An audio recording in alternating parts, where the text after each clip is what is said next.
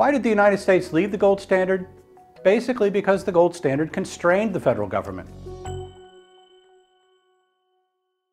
I get a lot of questions from students about the gold standard. For example, what is it? And why don't we have one anymore? I'll start by explaining what it is.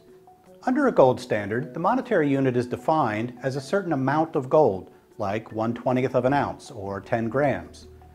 In the era of the international gold standard, before World War I, the US dollar was defined as a little less than 1/20th of an ounce of gold. To be precise, 1 ounce of gold equaled $20.67. A silver standard follows the same idea. The British monetary unit, the pound sterling, originally meant exactly that, 1 pound of sterling silver. A gold standard can operate with or without government involvement in the minting of gold coins, the issuing of gold-backed paper currency, and the provision of gold-backed checking accounts. Historically, private mints and commercial banks were reliable providers of gold-denominated monies. Thanks to the banks, a gold standard doesn't mean that people have to carry around bags of gold coins.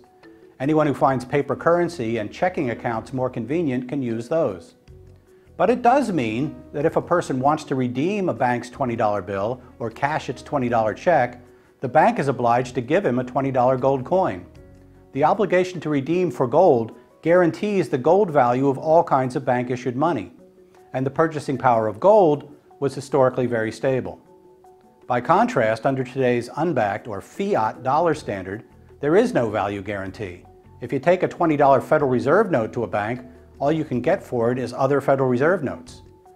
The experience with fiat monies in various countries has ranged from mild inflation to terrible inflation.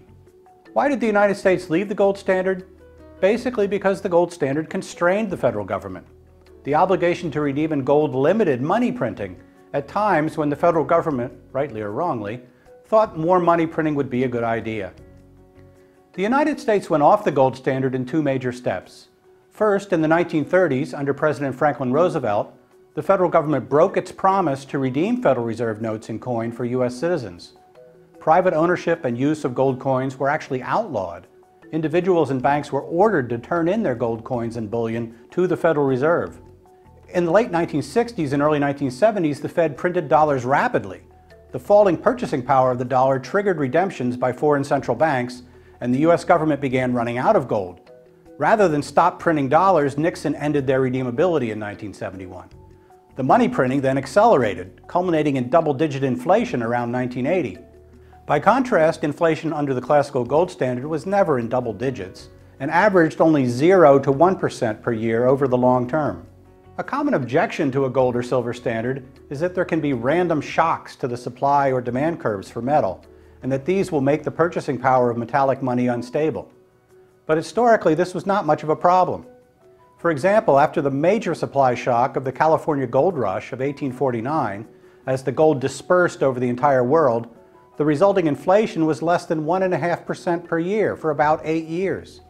Thereafter, the price level leveled off, and later gradually declined as the world output of goods grew faster than the stock of gold. Under our current fiat standard, the supply of money is up to the decisions of the Federal Open Market Committee. There's no self-correcting market tendency to prevent the creation of too much money under that system.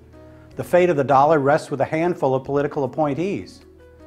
The practical question is, under which system are the quantity and purchasing power of money more stable? In other words, which system better limits inflation? The answer to that question is clear from the historical record. Gold and silver standards have dramatically outperformed fiat standards around the world in providing stable low inflation currency.